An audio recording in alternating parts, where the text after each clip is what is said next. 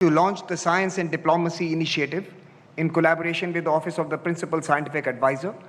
75 top-notch international scientists met this morning, and we have decided to continue to meet and help science shape our futures. Access, diffusion, and knowledge will enlighten our past and our future. To thank the Principal Scientific Advisor for his leadership, I also have to thank the Geneva Science and Diplomacy Anticipator, the Kaitu Center in New Zealand, and many others who are determined to make India once again the hub of knowledge, science, and innovation as 1.5 billion people reach for the stars and the moon. Our long-standing Raisina Young Fellows program has also produced hundreds of global leaders in the past decade. 4 years ago, on the advice of the Prime Minister, we also launched the Raisina Forum for the Future of Diplomacy for early career diplomats. Both these programs have made a seminal contribution to the nurturing of excellence in world affairs and diplomacy. Today, over 2,500 leaders from more than 130 countries have become part of this Raisina Leaders family. And in these difficult times, nearly 200 of them are in this room with us, showing their commitment to the family they have entered into. Indeed, discovering and investing in tomorrow's leaders is central to our work. This year, 250 students from 60 countries are taking part in the dialogue under different programs.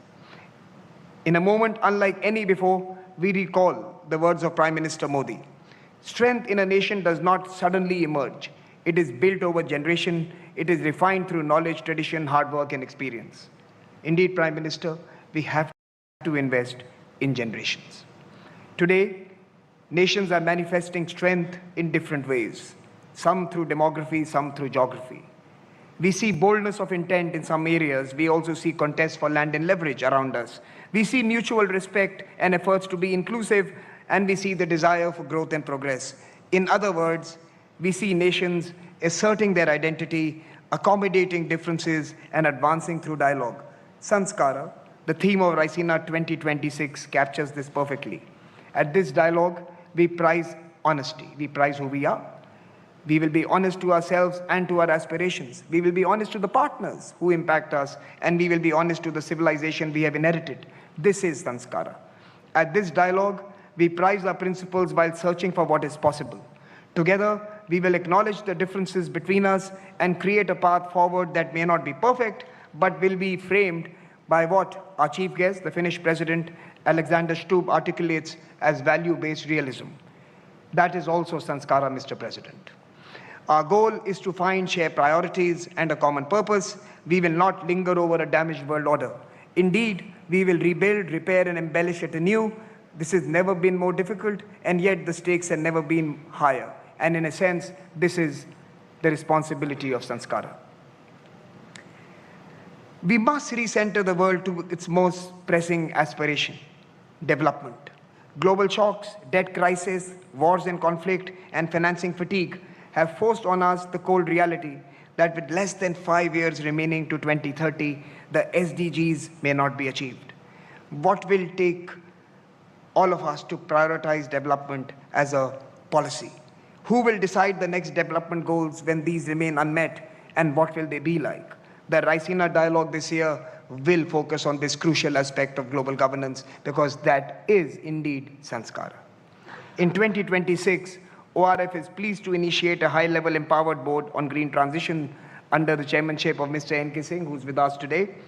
This will be supported by the Secretariat, and the board will guide and accelerate our journey towards a planet-friendly growth and sustainability model.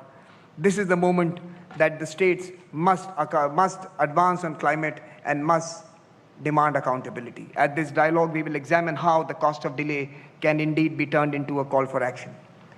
During the AI Impact Summit, the world gathered in New Delhi and saw the future of technology, where code defines identity, data drives geopolitics, and AI is shaping the wealth of nations. Algorithms become power. We are delighted to announce a new initiative this year, the Raisina Global Innovation Square. Here we will seek to build AI for India and AI for the world out of India. We will ask how technology will shape civilizations, and more importantly, how civilizations must shape technology. Finally, the map of global commerce is being redrawn. From the dance of creation and destruction, innovation is born. It's born not in ease, but in effort, not despite adversity, but because of it. This dialogue will examine the new geoeconomics where policy, politics, and polycrisis are shaping a new arrangement. This is the broad canvas of Raisina Dialogue 2026. And as always, its conversations will remind us that change must begin with ourselves. I welcome you once again to the dialogue and to the Raisina family. Let us, with our eyes and hearts wide open, debate, disagree, contemplate, and co-create. Thank you very much for joining us this year in New Delhi, ladies and gentlemen. And indeed, we are grateful that you have made this journey. Without further ado, let me invite Mr. Sanjay Joshi, Chairman of ORF, to introduce the theme and our speaker this evening. Mr. Sanjay Joshi, may I invite you on stage.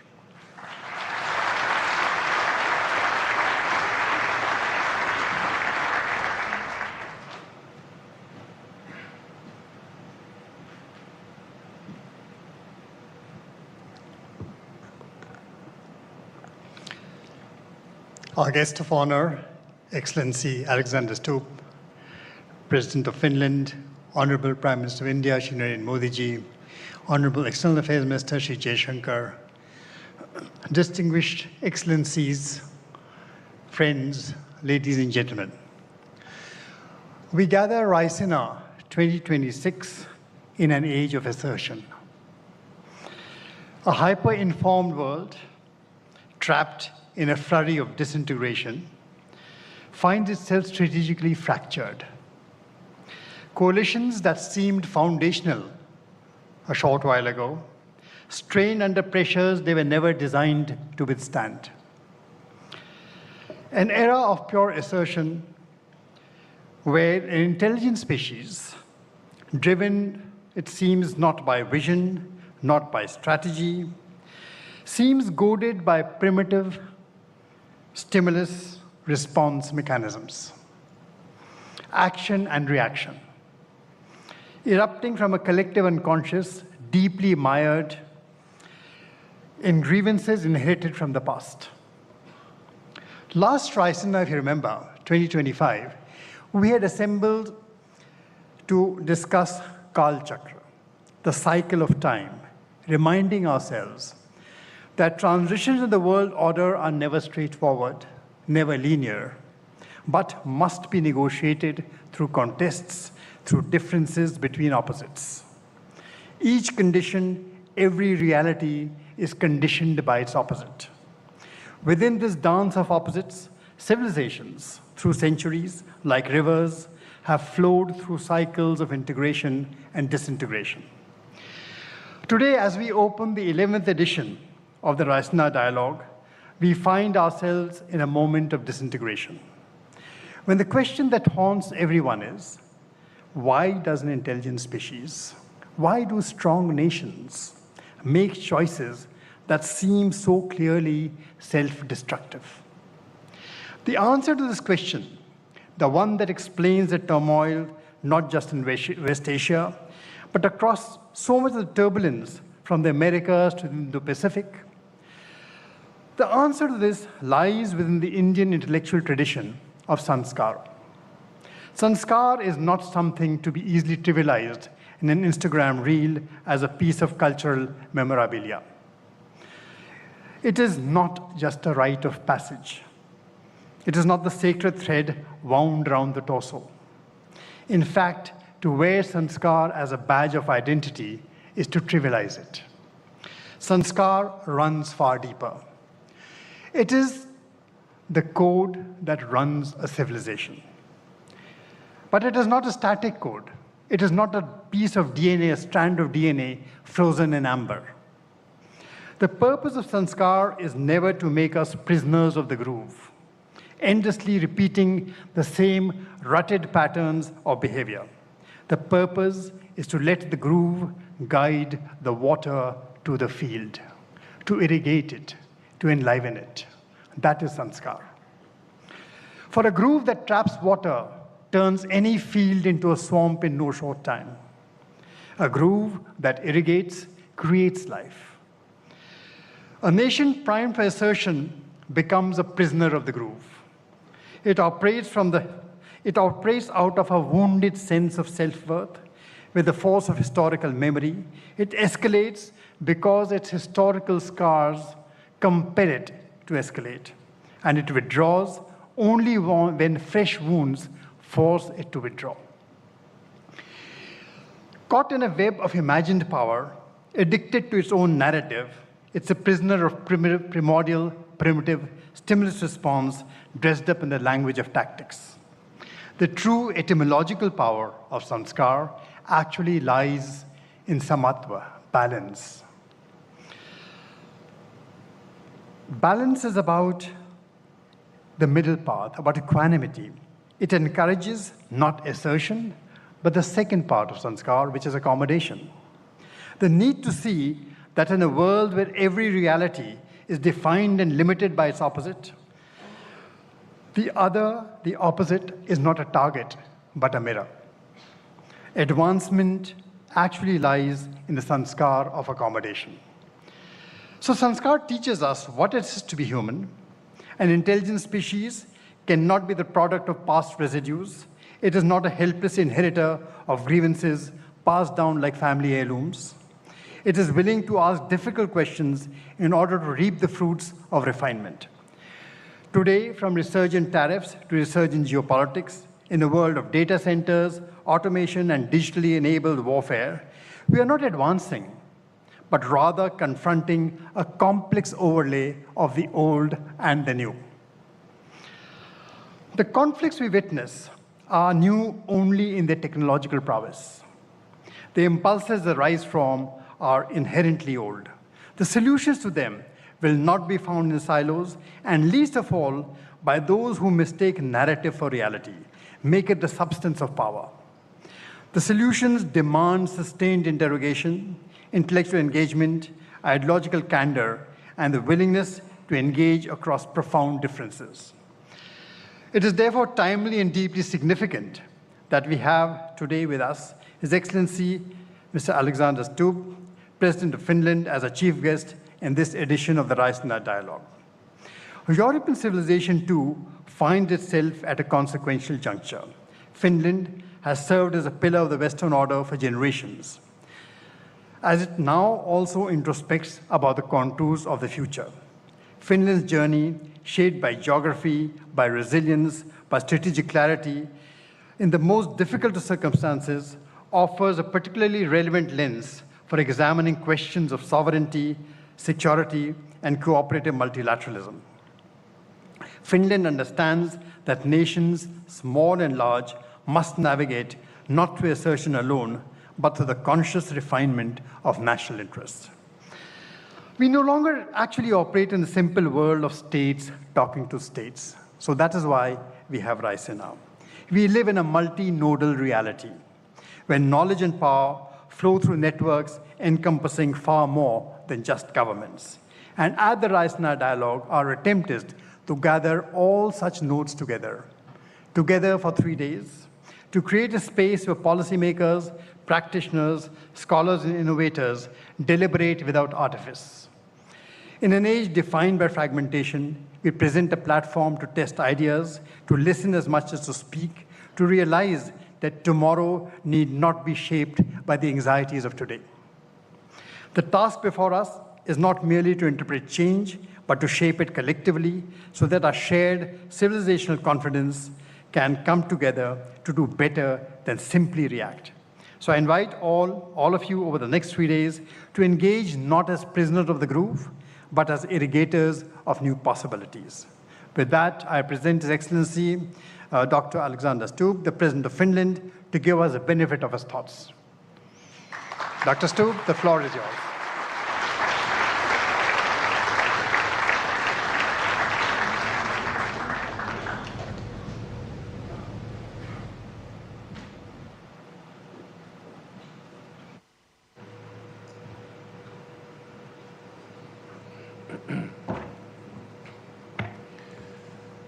Mr.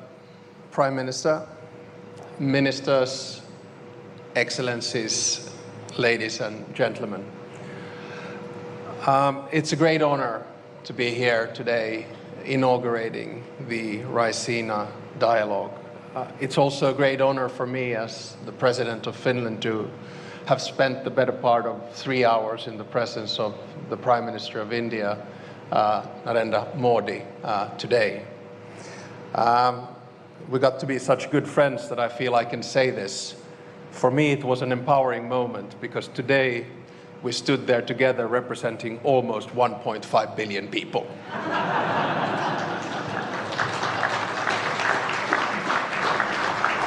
And I'm sorry the speech is going to go only downhill from here.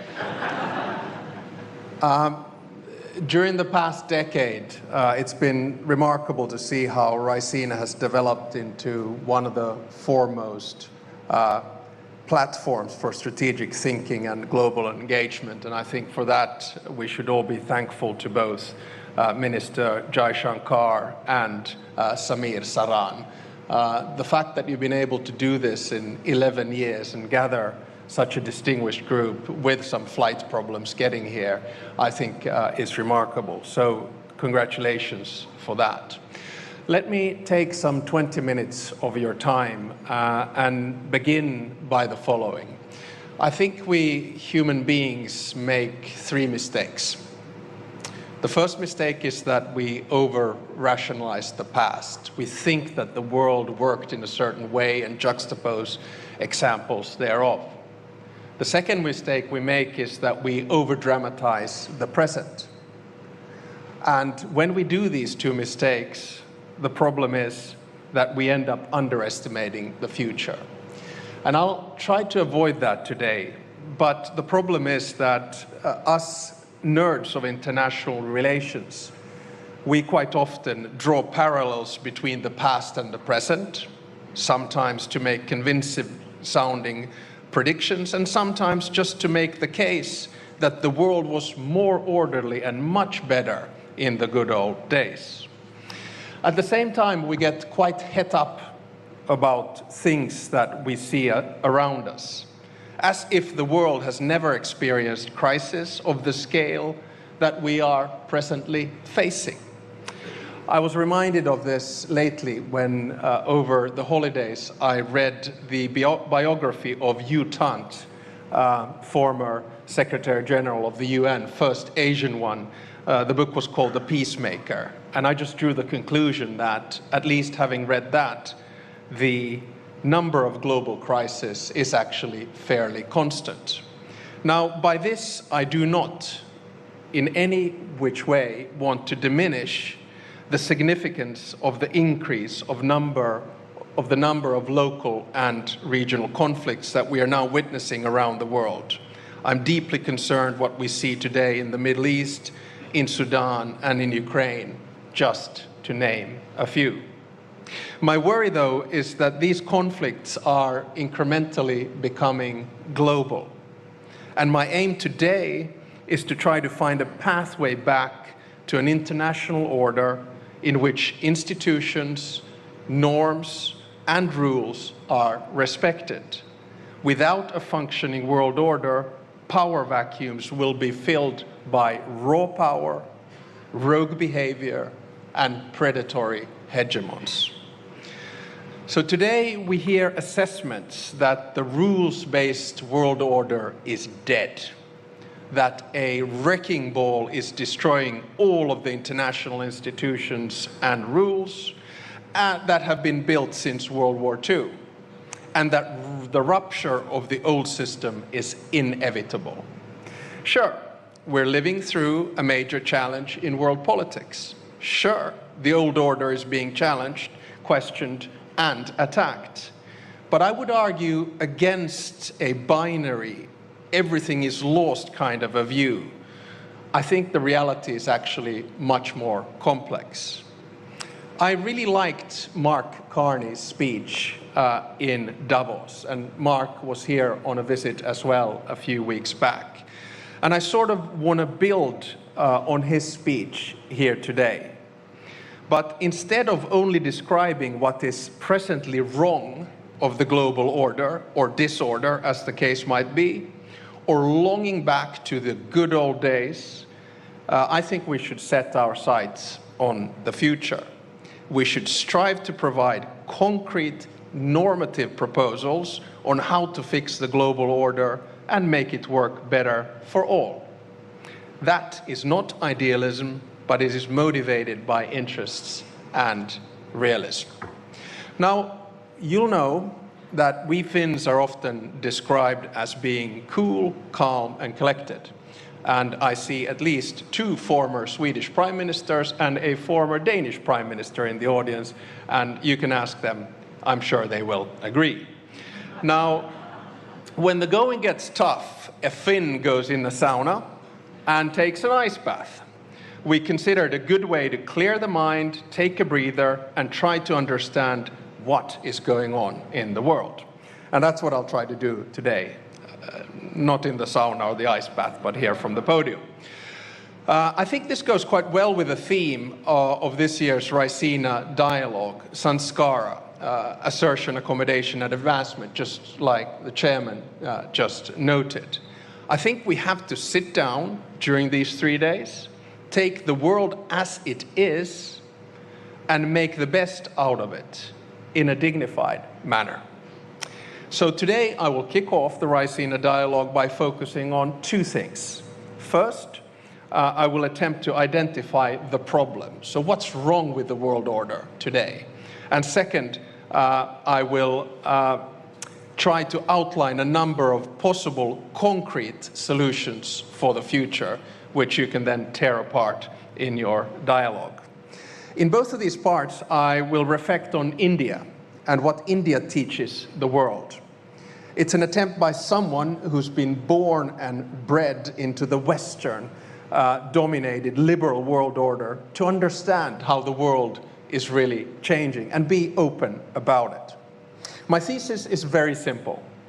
I believe that the global South will decide what the next world order will look like.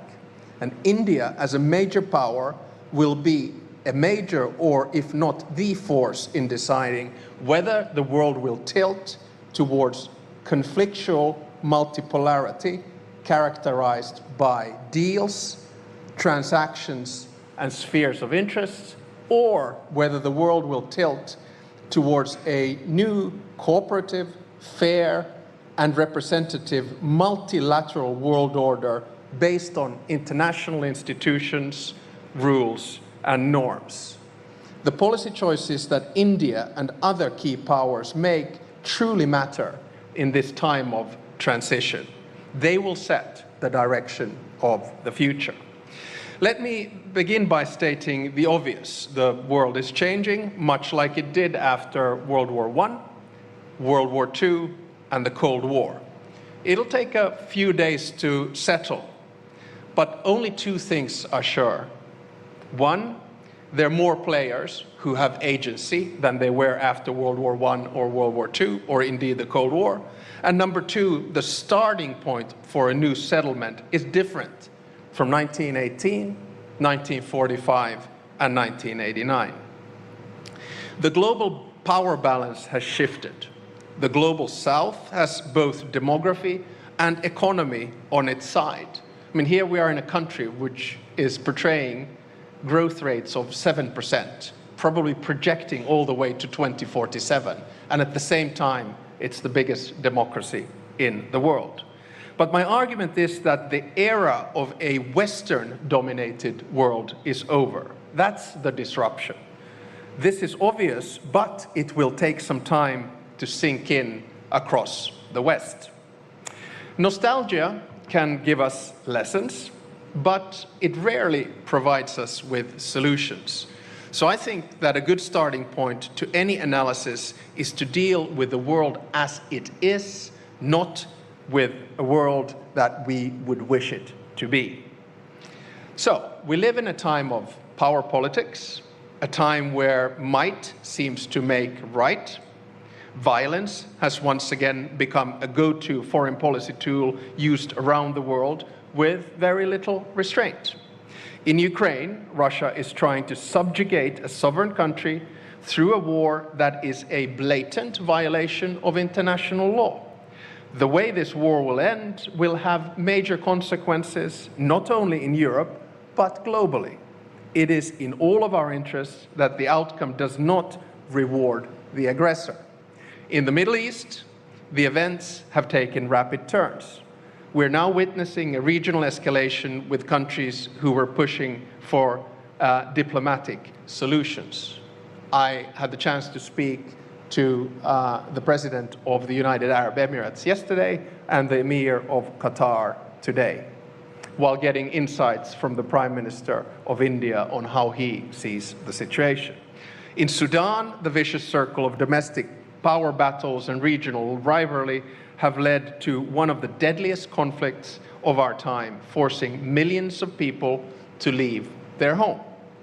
Gone are the days when international politics were predictable, even to some degree. Now each new day may bring new surprises and challenges to tackle. This is, of course, interesting for us who deal with international relations, but in terms of global stability, it is an ongoing challenge. One of my favorite foreign ministers, Dr. Jaishankar, has remarked, and let me quote once again, "Europe has to grow out of the mindset that Europe's problems are the world's problems, but the world's problems are not Europe's problems." End of quote. See, this is what you get. You give speeches and you quote someone else and immediately everyone applauds. I wholeheartedly agree with you, Dr. Jaishankar. What we need to recognize is that all the three examples that I mentioned, Ukraine, Middle East, and Sudan, and many other wars and conflicts, are all of our problems. We need to work together to solve them.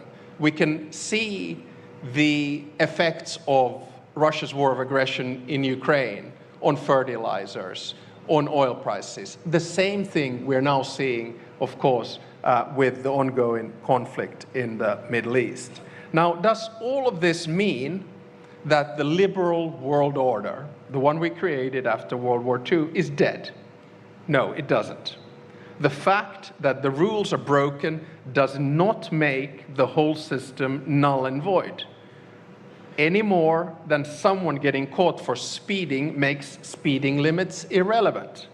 If we give up on international rules, the current world order would collapse, but we are far from that. Now, none of the previous world orders have been perfect. We should drop the illusion of a utopian order in which all 200 nation states of this world live in harmony, peace, and eternal love. Instead, we should try to figure out how best to contain power in an imperfect world. When I say we should drop the illusion of a perfect order, I should probably specify. I mean we in the West. To us, the change we're living through has come as somewhat of a shock. History didn't end as many expected in 1989. For decades, we got to enjoy relative peace and stability, functional global supply chains, and stable alliances. At times, we offered advice and criticism from our ivory towers to those faced with a different reality. Now, our holiday from history is over. Instead of preaching and teaching, it's time for us to learn from others, and India would be a good starting point. India has been under no illusions. For your entire independence, you have based your foreign policy on a pragmatic and realistic worldview. You've showed the rest of the world what strategic caution and safeguarding autonomy means, all the while championing multilateralism and global cooperation. It is time that we all became a little bit more India. Whether you call it non-alignment or multi-alignment, you've been careful not to rely solely on the goodwill of one partner or bloc. You have invested in your own security and actively developed partnerships in many directions. Your approach makes sense. You represent 1/5 of the global population, together with Finland. And you cannot be a mere follower. You have to be an active and independent actor. The Europeans have now also been taught a lesson from India. Passivity is not a strategy. We have to develop our capabilities, avoid harmful dependencies, and strengthen our global partnerships. And we have to continue investing in our alliances. Indeed, for a country like Finland, the collective security that NATO provides is a necessity. The economic clout that the EU projects is a must. Despite not being part of a formal alliance, India does not isolate itself. Quite the contrary. Your power is based on active engagement. A timely example of this is, of course, the EU-India strategic partnership that took major steps forward earlier this year with the conclusion of a comprehensive free trade agreement and the launch of a security and defense partnership. I think this was huge. This agreement and the other major trade agreements signed by both India and the EU in the past year underline the fact that we still believe in multilateral cooperation and the benefit that it brings. Our deal is not just the mother of all deals, but a strategic choice and a gesture that opens up a new era in our relationship. Together, we're building a partnership that can set an example to the rest of the world. A partnership that is built on mutual respect and common interest and serves to strengthen the multilateral system, not to undermine it. We refuse to believe that future will only belong to, say, two great powers, while the rest of us are left to choose our sides. This does not hold true now, and it will not hold true in a decade or two. We should not allow it. So, let me then move on to my second part. So, a few concrete suggestions on how we can begin shaping the new world order. Some of the proposals are of substance and others are of process. India and Finland, we might be geographically different, but we understand what it means when power goes unchecked. We have both gone through difficult periods in history and fought for our democracy, equality, and sovereignty. We don't want to see these values forgotten. Finland's foreign policy is based on what Samir Saran noted earlier, values-based realism.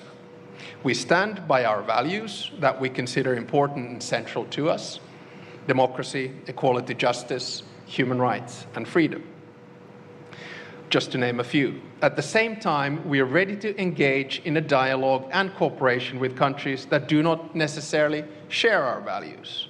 The aim is to find a balance between values and interests in a way that prioritizes principles but recognizes the limits of power and respect the reality of the world's diverse cultures and histories. You cannot solve the world's big problems, such as conflicts, technology, energy, or climate change, just alone. In many ways, India has been applying values-based realism for far longer than we have. Thousands of years ago, Kautilya's Artha Shastra recognized that the international system is competitive and interest-driven. It called for a pragmatic and realistic approach to statecraft. At the same time, the ruler's ultimate duty was to values and ethics guided by the concept of dharma.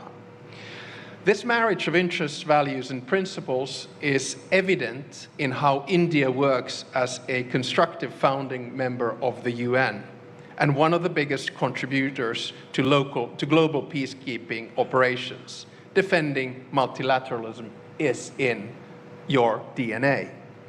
How then do we apply values-based realism in the multilateral system? I have three substantive proposals. Proposal number one, we need to improve representation. International institutions must not be one more tool of power for the powerful. Currently, their power structures reflect a world as it was, not as it is. The voices of the global south must be heard much louder than today. The obvious place to start is the UN Security Council. I have proposed 2 permanent seats for Asia, 2 for Africa, and 1 for Latin America. And let me be clear, India should have a permanent seat in the UN Security Council.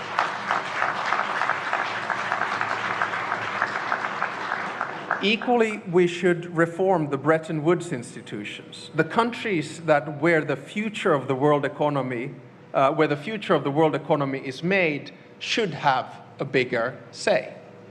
We also urgently need to reform the WTO to work better for all of us.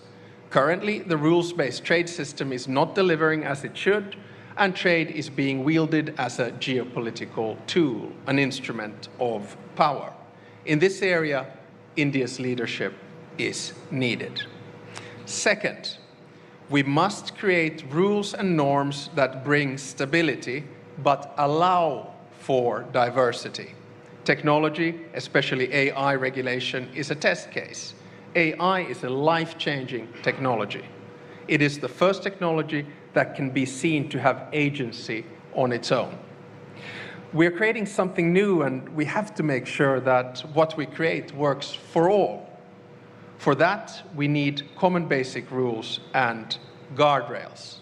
But we also need to acknowledge that the different realities around the world, different systems, create very different threats and opportunities. So new technologies should not deepen the digital divide between the developed and the developing world. They should bridge it. And in my mind, India is both a driver and a bridge of AI and technology. This is a field where you showed leadership recently in the AI Impact Summit. I could not agree more with you, Mr. Prime Minister, when you said in your address at the summit that AI will only benefit the world when it is shared. Third, we need to accept local and regional solutions while developing our joint international institutions. These two layers, local and global, can live side by side. My point is that for international institutions to survive, we need to strengthen regional integration globally. Mercosur, ASEAN, the African Union, the GCC, and the EU, and many others are examples of organizations which are good at dealing with regional challenges. Regional organizations are at their best when they support the multilateral system and amplify the voices of their members in the international arena. I add that victims of war cannot wait for perfect institutions. We have to push for solutions in an imperfect world. Global phenomena such as climate change, migration, have local impacts. They require solutions. Overall, we need to approach that foreign policy in what I call dignified foreign policy. We have to create an atmosphere of dialogue and engage with each other on an equal footing with respect. By reforming the multilateral system to better reflect the realities of today, we have a chance to save it. At the same time, we have to hold on to the core principles of the system as it was built. Those principles are enshrined in the UN Charter, prohibition of the use of force, and respect for sovereignty and international law. And this applies to each and every one of the 193 members of the United Nations. So to finish, let me make a procedural proposal on how to try to get things back on track.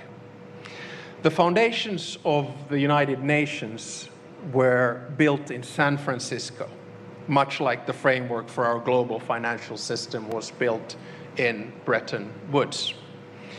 I think what the world needs now is a new San Francisco moment, a moment where world leaders come together in the spirit of cooperation to think long and hard how to reform the international institutions that have served us since World War II. We need to rebalance the world order. We need to agree on the principles on which we can find common solutions to common problems. And if I may, my procedural proposal is that we should have a new Delhi moment. In other words, that India gathers world leaders here in Delhi and begins the process of looking what happens after wars. So in conclusion, it is in our interest to make the international system more inclusive and fairer while maintaining its core values and principles. The division of power is a political reality. Some have more, others less. How one uses power is a political choice. We can choose multipolar, opportunistic competition, or we can choose mutually beneficial, multilateral cooperation. Now, us Finns, we're known for 8 years running as the happiest people in the world. Although I have to say that one would not necessarily draw that conclusion from a Monday morning tram ride in Helsinki in November, but statistics tells us that we're happy. Now, Indians, on the contrary, are smiling people. And you're constantly topping one very important statistic, the one that measures optimism. Most Indians believe that tomorrow will be better than today. So let's combine Finnish happiness and Indian optimism in constructing a fairer and a more stable new world order. Together, we're stronger. Thank you very much.